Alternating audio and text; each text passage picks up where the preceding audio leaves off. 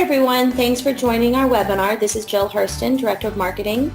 I'd like to remind you all before we start that I am recording this webinar, and the recording and the PowerPoint will be available to you by tomorrow, and I will send you an email with the direct link to the recording and presentation. I'd like to introduce Sabu Sankara. He is our VP of Software Development. Sabu, take it away. Thanks, Jill. And welcome everyone, and thank you for taking time from your busy schedule to attend this webinar on this very important topic. This is your moderator speaking, Subbu Sankara, VP of Software Services at Synerzip. So we'll see some housekeeping announcements to start.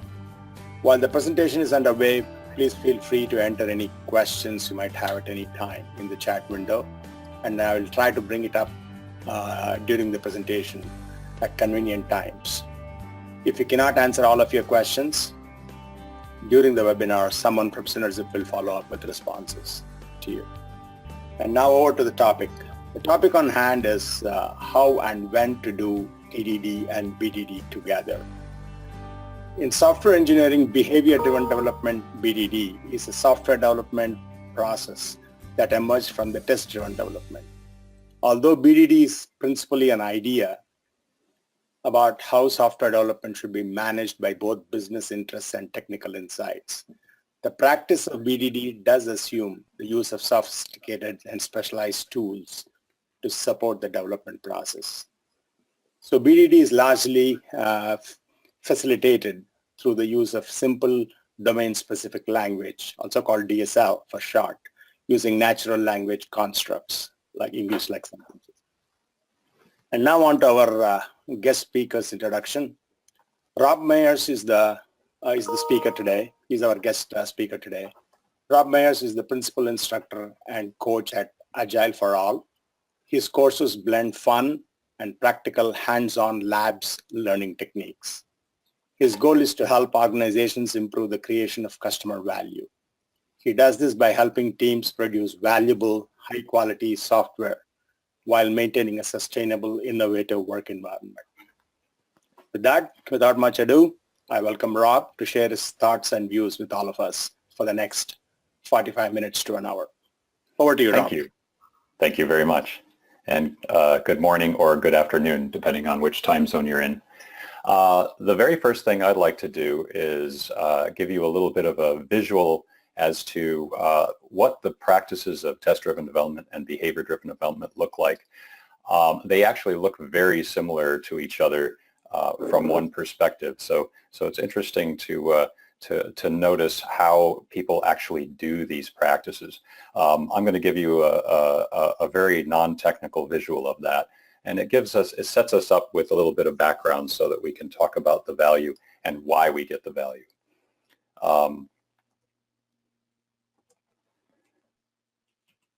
And I am experiencing a technical difficulty, surprisingly enough. We just tested this, but let me see what's going on here.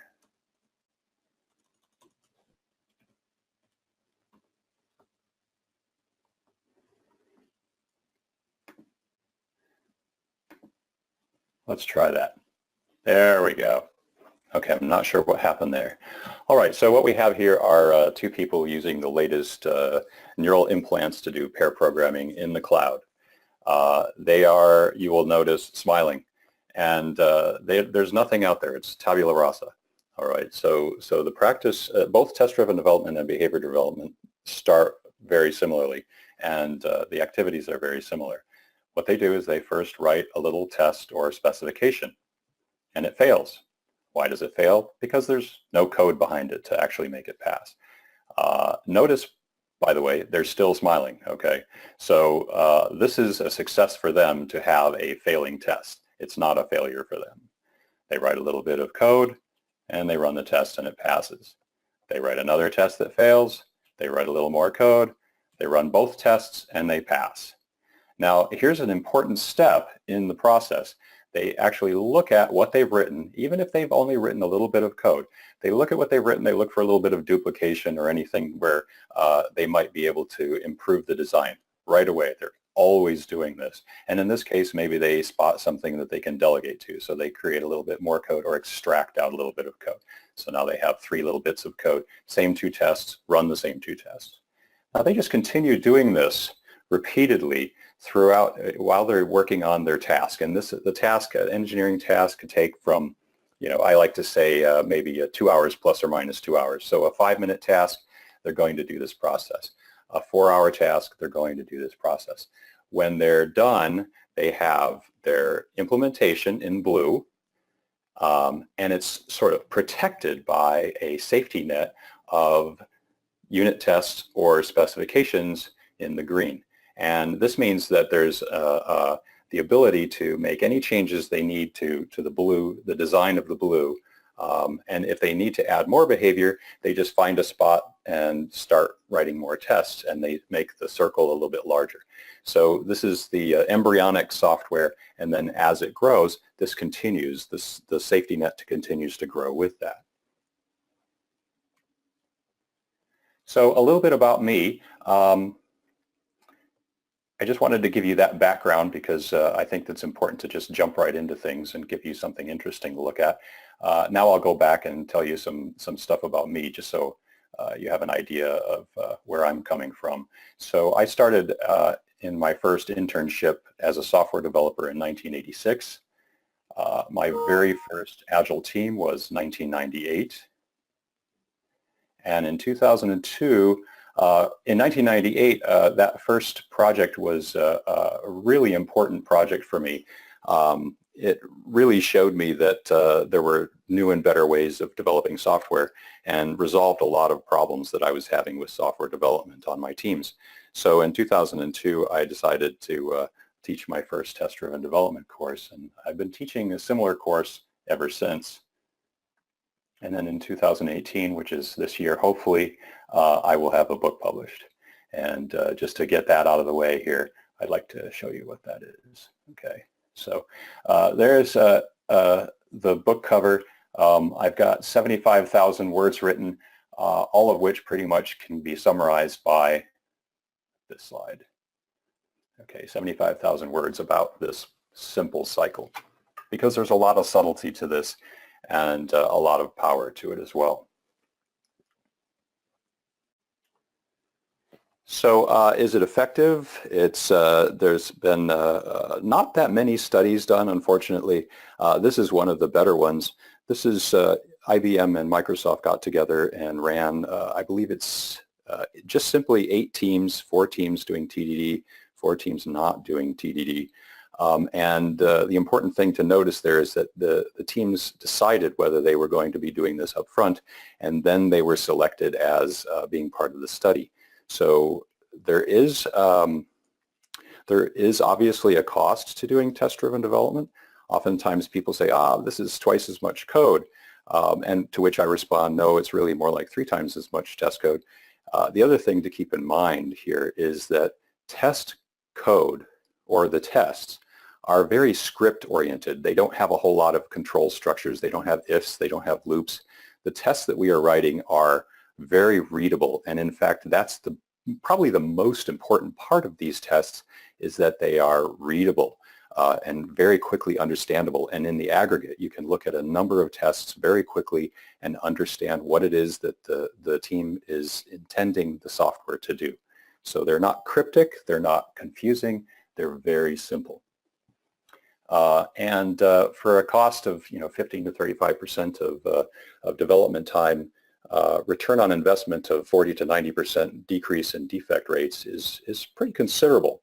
Now, I do emphasize the word initial, because what I found is that sometimes only within 3 days, the practice of test-driven development or behavior-driven development, they both start to pay dividends very quickly. It doesn't take months. It takes days or maybe at most weeks to see the return on investment. And this is usually seen by the developers first. They notice that, oh my gosh, my little safety net has already caught 3 or 4 mistakes today or within this hour. And therefore, because I have that safety net, I can move more quickly. I can write more quickly. I can build more quickly. I can refactor more quickly. And that's one of the levels of benefit that the software development teams see. Now, I have worked with some teams that gave me back some feedback on my course, for example, And this is one of the things that one of the teams gave me. This was a medium-sized company, startup, and after the training, what they found was that their defects were considerably lower as their tests, as the number of tests that they wrote increased. Obviously, before the training, they were trying to do something to make things better. And the thing that I really like to point out on this is what was happening before the training. Not only the amount of bugs, but what was happening was they would have what we call a bug fixing party, which is a party that nobody wants an invitation to. So they would spend, they'd stay up all night until 3 in the morning working on all their bugs, fixing all their severity 1 bugs, and then the next morning they would give the code to the customers, and the customers would then find more bugs for them to fix. And this is an oscillating cycle that, if you have a system like a team that's not designed to handle oscillation, and it's oscillating, what does that do? What happens? The whole system crashes, right? The team was about to implode. Effectively, they sort of grassroots demanded that something change, and the change that they decided on was to have me come in and give them some training and some coaching. So my experience is that it's been very effective. So a little bit more about, a little bit of background. We're going to set the Wayback Machine here to 2001. I'm in Portland, Oregon, working with a gentleman named James Shore, who some of you may know is the author of Art of Agile Development. This is prior to him publishing that book. Of course, you get all of his great ideas from me somehow, right? Of course. Maybe not really, but we're working on a project, and it was designed to only be internationalized within North America. In other words, we didn't have to do anything. We were working in Java, which is naturally pretty much able to handle the character sets of Spanish and French and English. So pretty much most of North America was able to use the software, and we were told at the inception of the project that we probably wouldn't ever need, because of the structure of the organization, we probably wouldn't ever need to do anything else.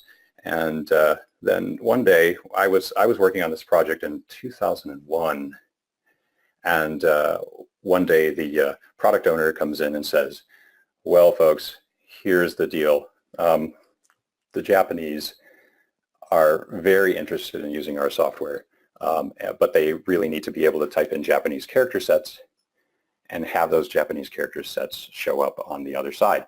And what this was an application that was like, it was a survey builder. You would write out the survey questions and write out, multiple choice answers, and then deliver that survey to your customers. So our customers had their customers using the software to answer these surveys. They wanted to be able to write the surveys in Japanese character sets. And so what that meant was it had to be typed into the browser, it had to be stored in the database, and it had to be returned to the browser. Now, if you ever tried this, in 2001, you could change your browser so that it could accept these character sets, and then it would send it out to whatever server, and then the server could come back and respond. And if you were around in 2001, you may know that this never worked. The browsers were fine, but the servers always screwed it up. And so you would get boxes instead of characters.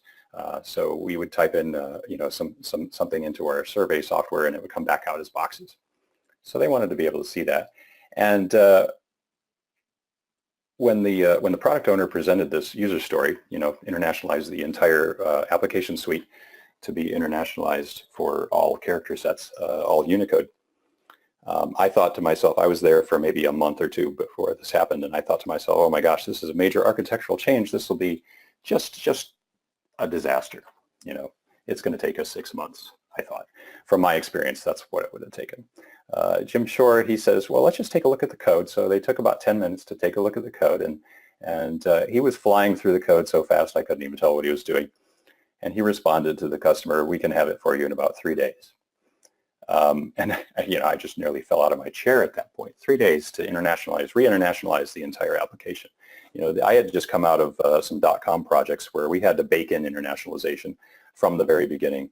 Otherwise, and we would spend lots and lots of hours doing that. And then, of course, the company would fold because they ran out of money.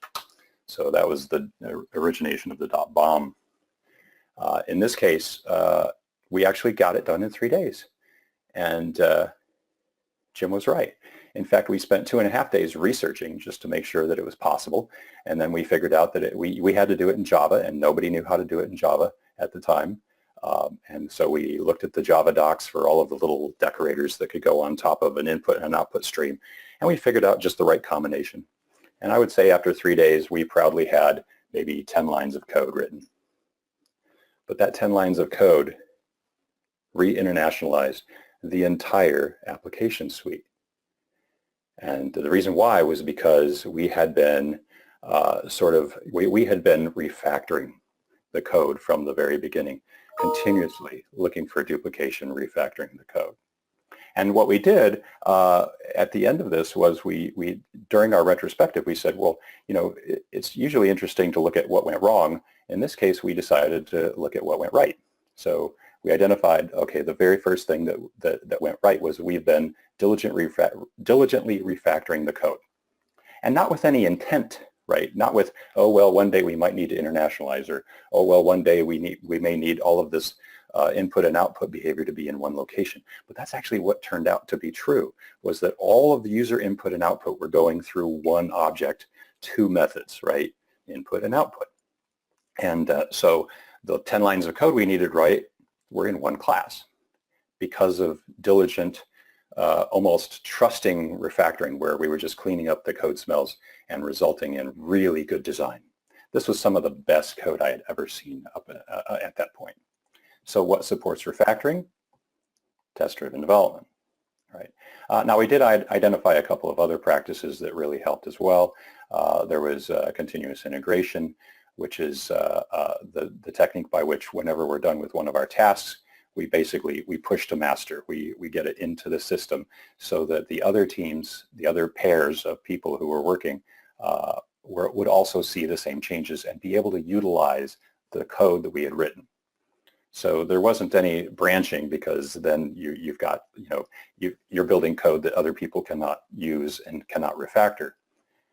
So it's very important to be doing continuous integration. And of course, I already mentioned the other practice, which was pair programming, which, if you look at these, what you'll notice is that these are all communication mechanisms within the team.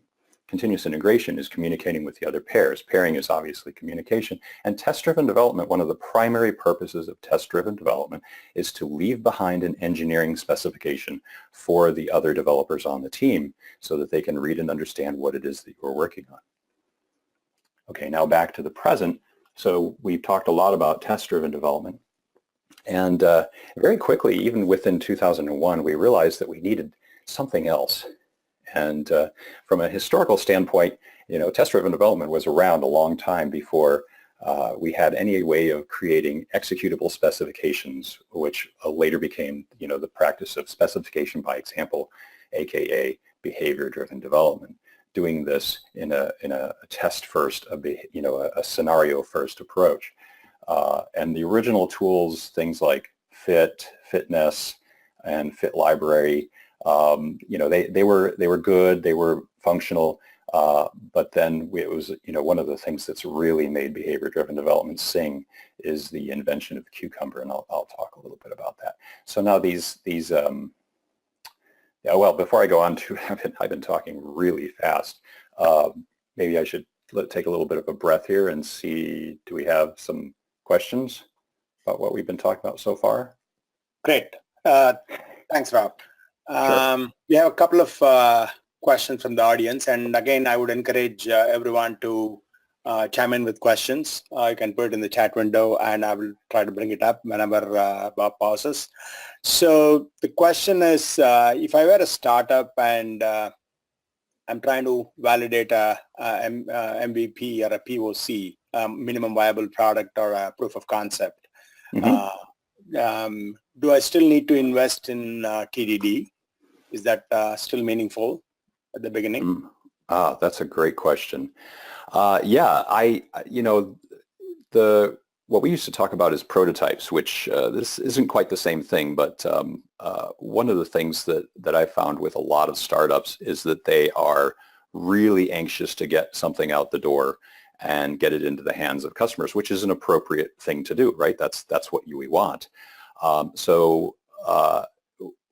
The concern there is, especially with prototypes, was, the prototype was an idea that you'd put it out there to see what people thought, and then you'd throw it away and start over. People would never throw it away. They would then be maintaining that code. With a minimal, viable product or something like that, I would say that the resistance there to a practice like test-driven development is that they see the cost, and it takes a while to see the benefit. But the costs, if you're doing it well, and this is kind of one of those tricky, what do we mean by well? But if you're doing it well, what happens is it starts to pay off dividends fairly quickly, and it really does generate. It helps so much that it really only takes maybe a day, maybe a week, and at most, about a month. And the reason why I usually say about a month is because that's the point where your software development team has gone from struggling with test-driven development to actually accepting and using test-driven development in an appropriate way. They've developed a habit or a discipline around doing test-driven development, and then it's really going to take off.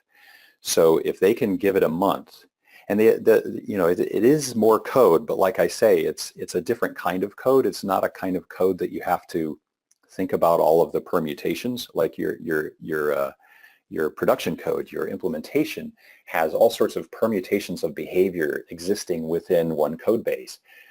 The tests are just scripts. They're very simple. They should be very short. So the things that make the tests good are the same things that make the test easy to write. And so once the team gets over that first couple of hurdles of, why am I doing this? Or oops, I forgot to write this test. After they've gotten over that, it's the way that they think about coding. It's poorly named because in a way it's not a testing technique. It's really a code writing technique. It's a code writing technique that software developers use to think about, well, and here's what it looks like. It's like, okay, I need my software to do this thing, A. How will I know that it does that? I'm going to give it these inputs. I'm going to expect these outputs. And I already know that I haven't written the code that does that, so I'm going to watch it fail. Then I'm going to write the code that I already knew I needed to write, but then I'm going to watch it pass. And see, it's a check there, because if it doesn't pass, then it's like, oops, right? Oh, I forgot. I put in greater than when I meant greater than or equal to, right? Something very simple like that. It happens.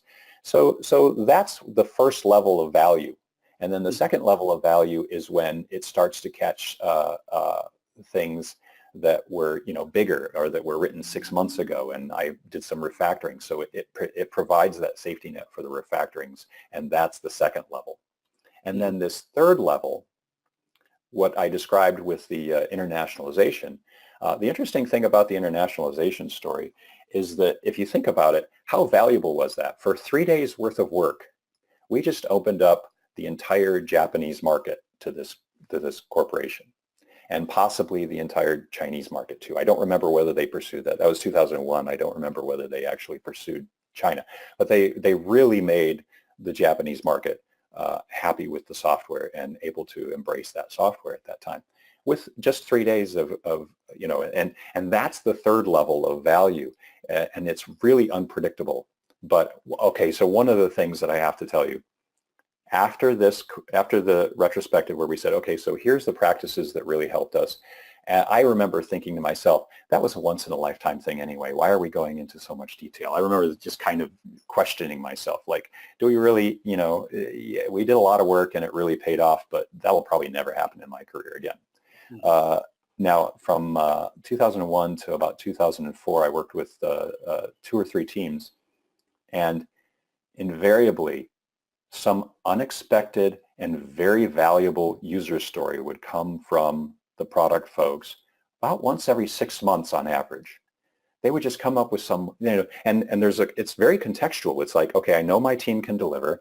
I know what the software can do. I know what sort of creative things have gone into this software. And, wake up one morning and go, hey, I could do this thing with this software that really wasn't expected or planned. And it'll open, in one case, like in that case, it opened up an entirely new market. In another case, it was about customer retention, or whether the customers were even going to be able to use the software because they had predicted the wrong user interface for themselves, right? The customer was like, well, we need this, and we need a website. And then it turned out, well, we don't really need a website. We need a Windows app. And how long is that going to take you? And that was me. I got to say, well, that'll take us 3 days.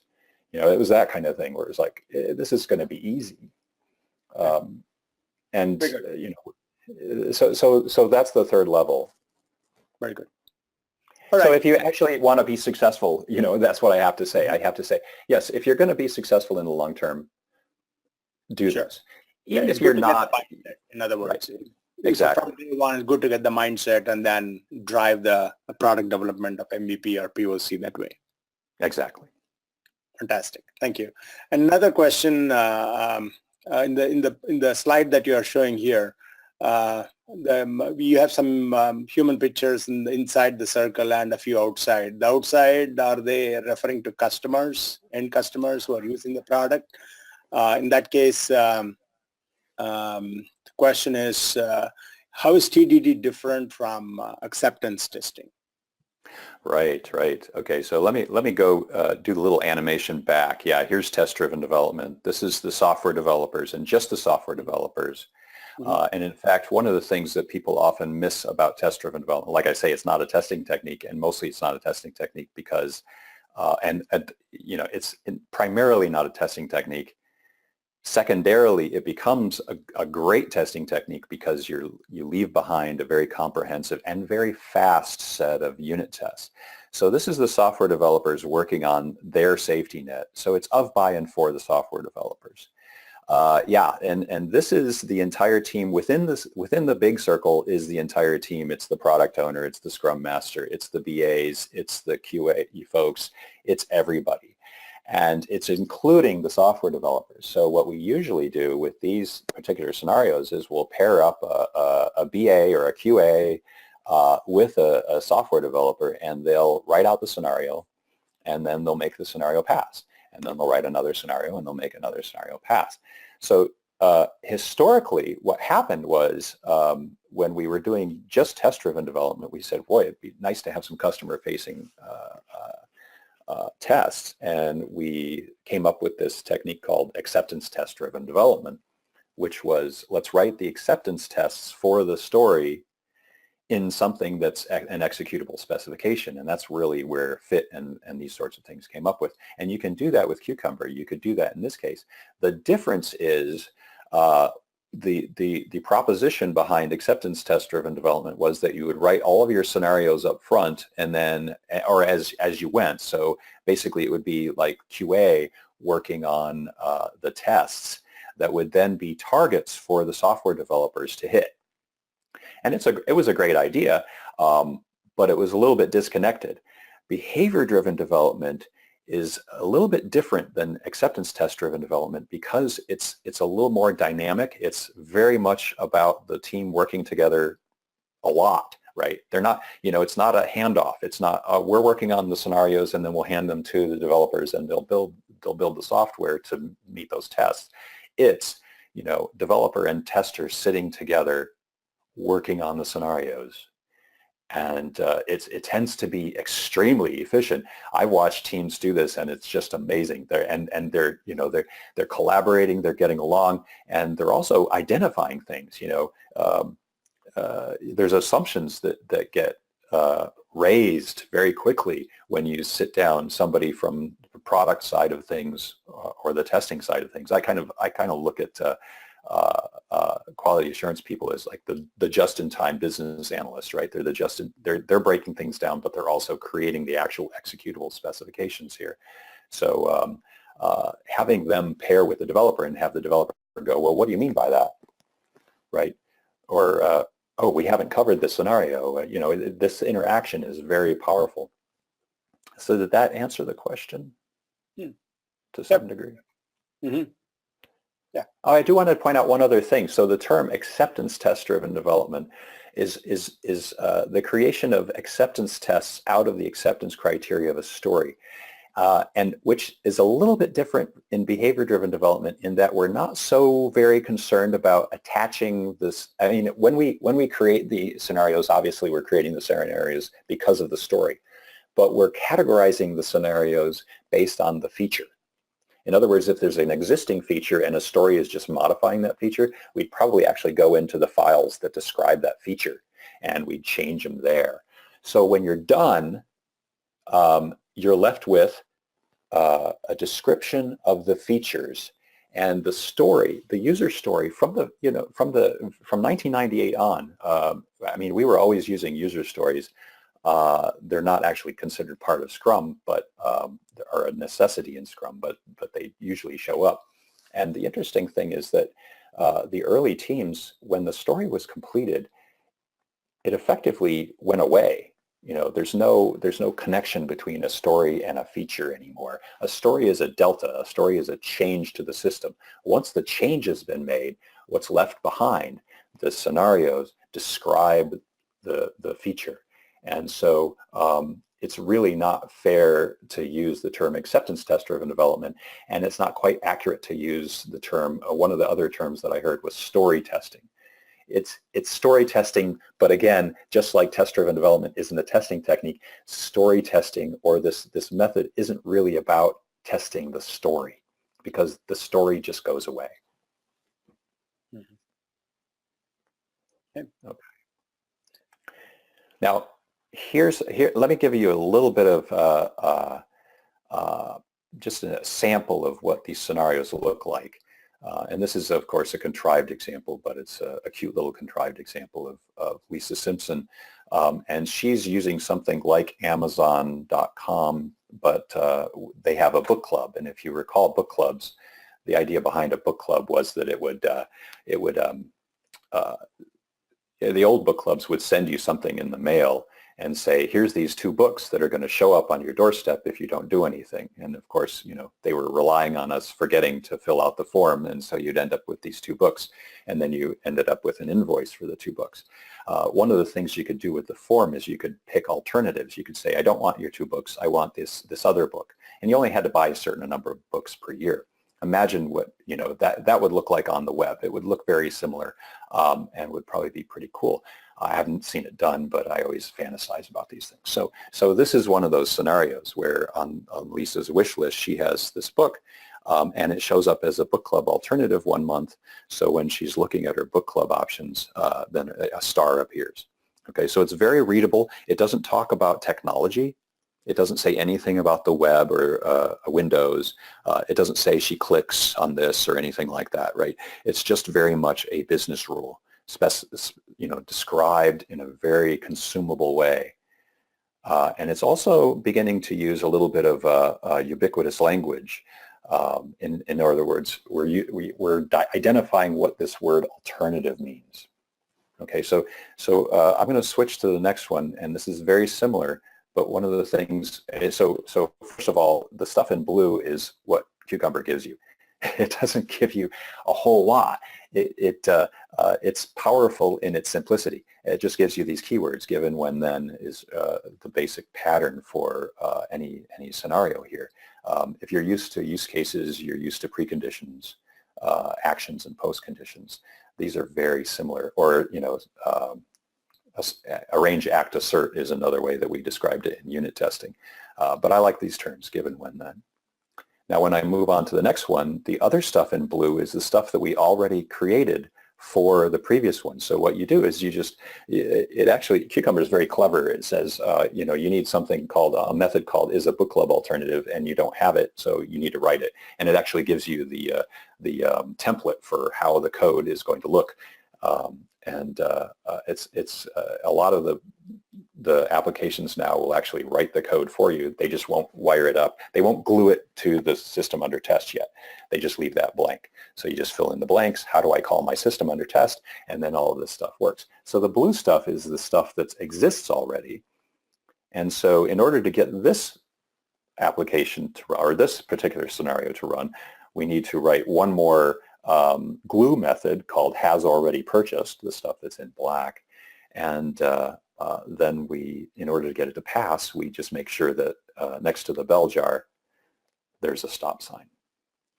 And so the tests get easier and easier to write as we build that ubiquitous language. The software gets easier and easier to change because we're refactoring it. And it looks like a lot of work, but it really gets a lot of efficiencies very quickly.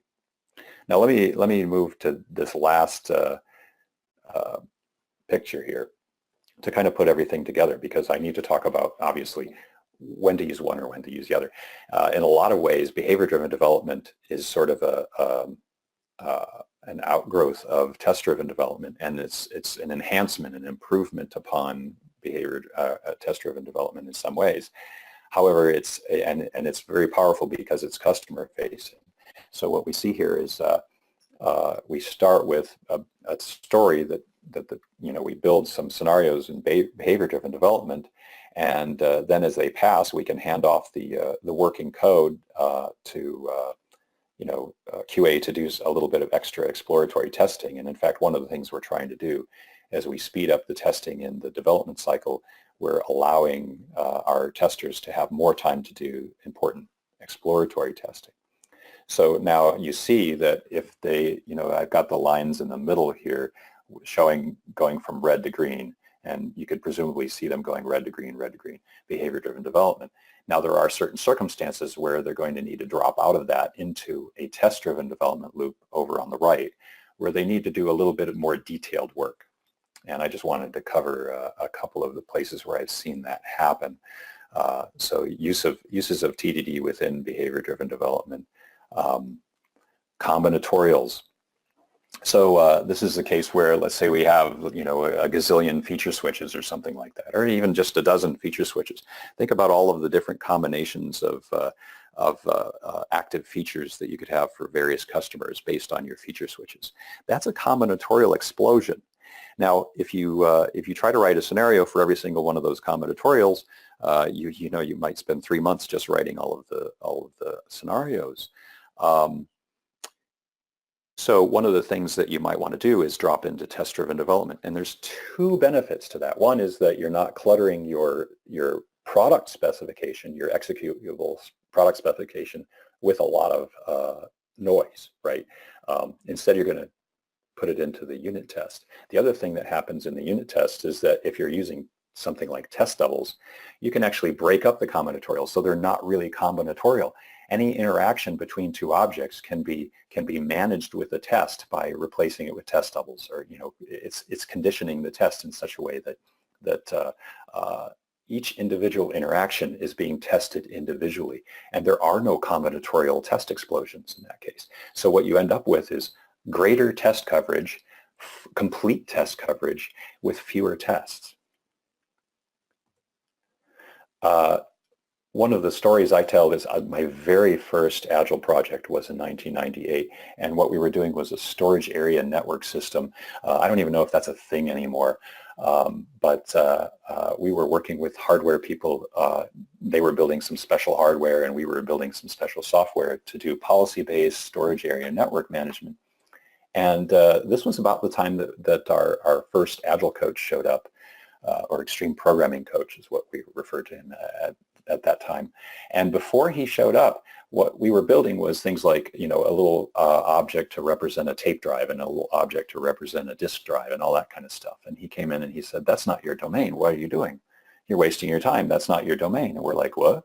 So as he helped us through the process of taking actual requirements, or user stories in that case, and building them out, was that we were building, policies and policy management from the user standpoint, and we had these objects that we initially, we initially called them things like filters and sorters. So what you would do is you would say, I really need to have a tape drive that is this responsive, or maybe it should be a disk drive. I need to have something where it's highly responsive, and so it filters out all the tape drives and just gives you a list of the disk drives. Wants was well, I need it to be triple redundant, right? Or I'd like it to be triple redundant. So which ones of these clusters has triple redundancy? And that was more like a sorter, so it would list them all for you. And we realized at some point that we really wanted to call them needs and wants. Now the needs and wants were tested in a way that the users would never really see. So this was a case where, putting it into, and in 1998 we didn't have anything like, we didn't even have fit. So it would have been all unit tests anyway.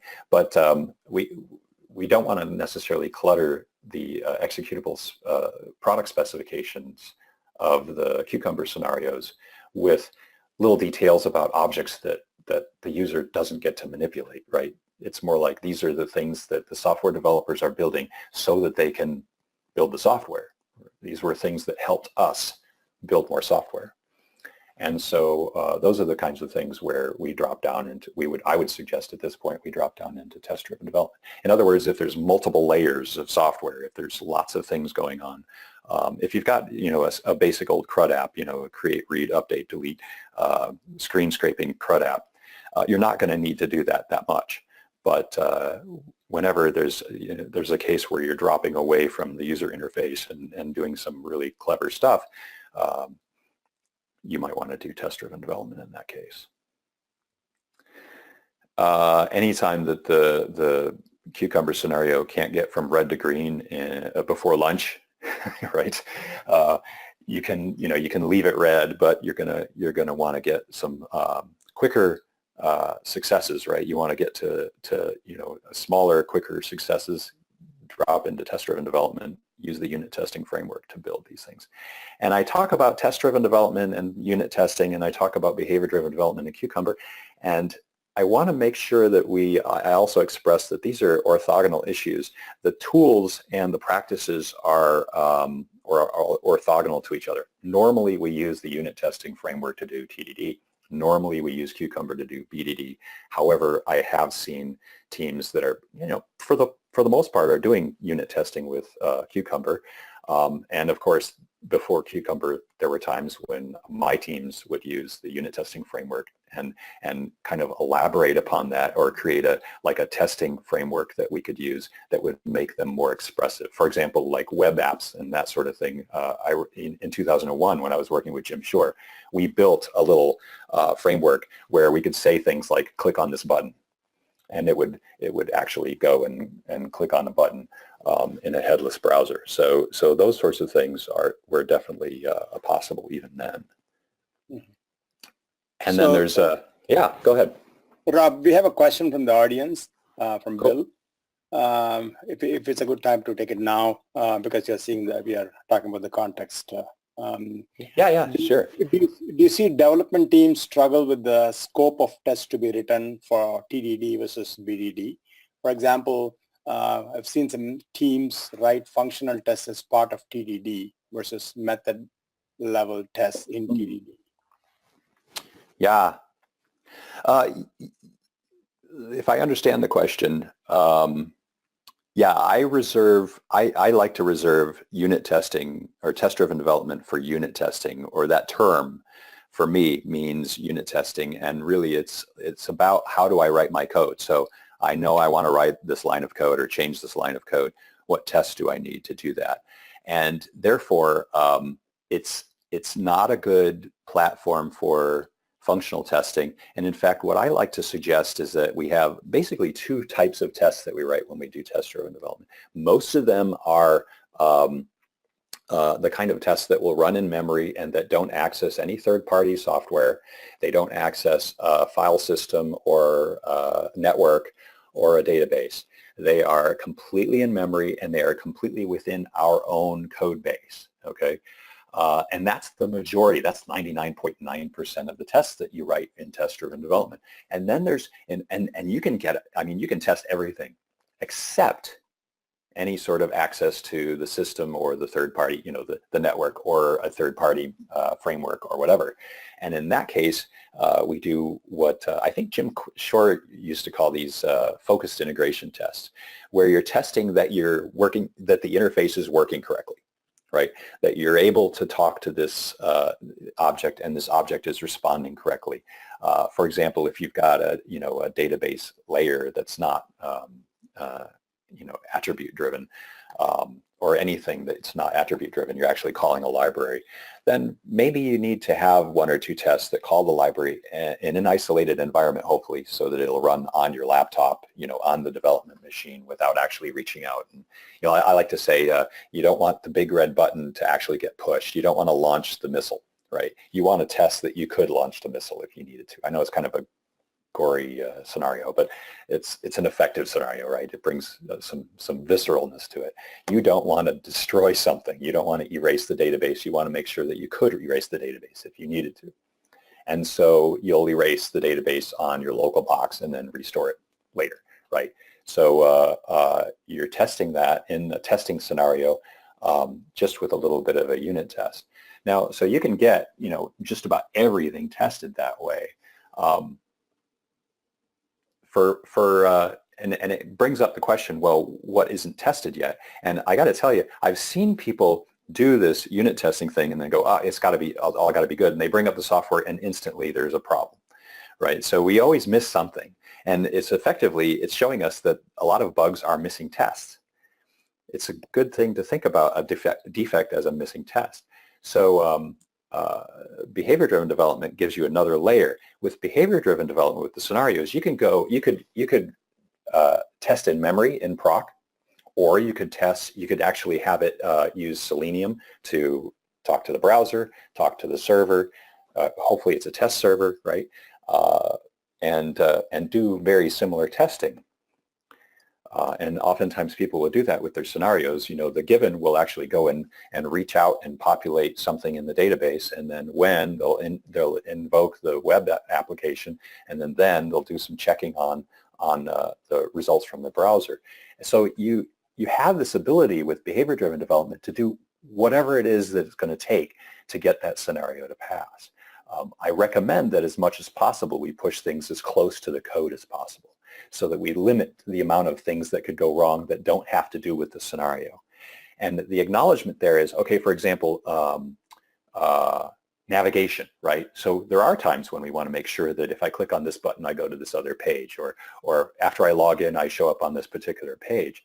And those are the kinds of things that we do want to test. And also, is the database software the correct database software? Is it installed correctly?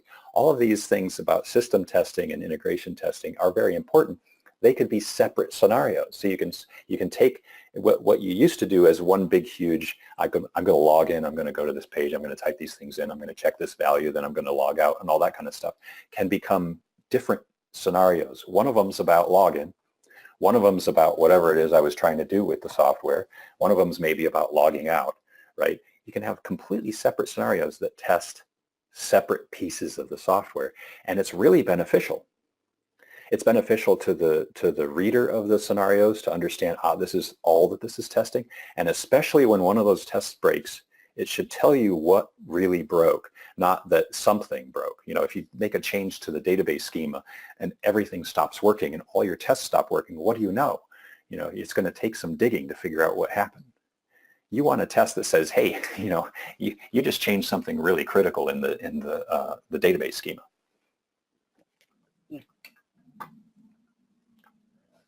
I got one more, and then I think I'm actually done with the slides. I think I'm a little bit behind schedule, but I just wanted to point out this one last thing, which is something I talk about in unit testing.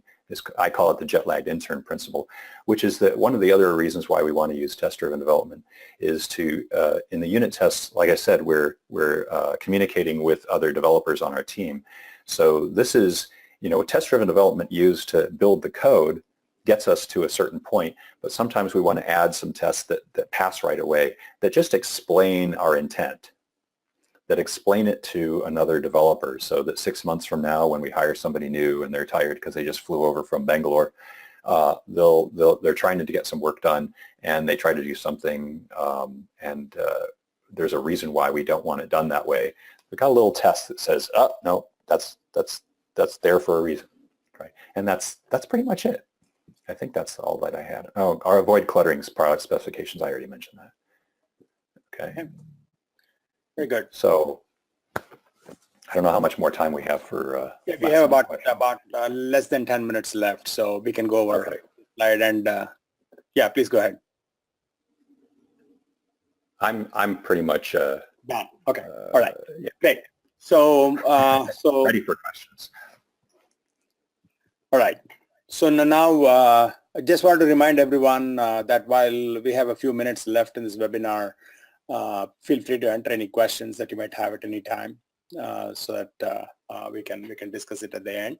I want to go over a few Synerzip slides with you, and yeah. So this is my contact information. Next slide, please. So we serve venture-backed small to medium-sized businesses to do outsourced product development. We understand them and serve them with a delivery model tailored for each. We speed up a product delivery roadmap by working alongside clients' product development teams. We'll be able to fill any technology skill gaps as required. With on-site and offshore software development team model, our clients benefit from speeding up of products time to market with significant cost savings. So these are captured in this slide. So next slide, please. So we have, this is a representative slide of our clients. We have served over 125 clients since our start 13 years ago. So you are seeing a logo of some of these clients we have touched. And we make sure that every client is a referenceable client for Synerzip. Next slide, please. So these are the various channels that you could connect with Synerzip. We're very active in all these channels. And so you feel free to reach out to us on our website as well as the various channels shown here. So with that, so this is the webinar that is coming up next month. But I would like to take a few minutes to go over a few more questions that have come up. Sure. So one of the questions from the audience is, what is the typical learning curve for a developer, say mid-size or senior developer, to switch gear to do TDD at a typical company? That is a great question, especially since they mentioned a senior developer. I would say it will take your experienced developers longer than it will take your newbies, generally speaking. When I started in test-driven development, I recall that I had about 13 years of experience before then, and it was a big challenge to wrap my head around it. It's the kind of thing where people who don't have a whole lot of experience with building things the old way will kind of adapt to it very quickly. In fact, I remember interviewing a guy who came out of college 2 years before I interviewed him, and he had never experienced any of these practices, and he just he was like a fish in water. He was completely comfortable with this environment. What we usually do, and it's the kind of thing where I like to tailor the courses to be able to support both types of developers. The people who have a lot of experience with the other technique, I'll tell them something like, all right, well, just think about the change you need to make to the code. Go ahead. You already know. It's not like test-driven development creates an algorithm for you out of nothing. It's not that it necessarily guides you towards the approach that you want to take if you don't know what code to write. What test-driven development does is it confirms that you got it right, so that you don't have to. I mean, I'll see people deliberating. Oh, is it going to do this or is it going to do that? I'm like, write a test, right? and experienced people will do that. They're used to walking through a piece of code and figuring out all of the different things that it's going to do when they make that change. They don't have to do that anymore, right? They just write the tests for what's there now, and then they write the tests for what it is. So what I tell them is, think about the change that you need to make, and then ask yourself, what test would I need to write in order to confirm that that's actually doing it? Mm-hmm. And that's a kind of an introductory approach to breaking the habit of just writing the code. And invariably what people will do at first is they'll write one test, and then they'll write some code, and then they'll write some more code, and then they'll write some more code, and they'll write some more code.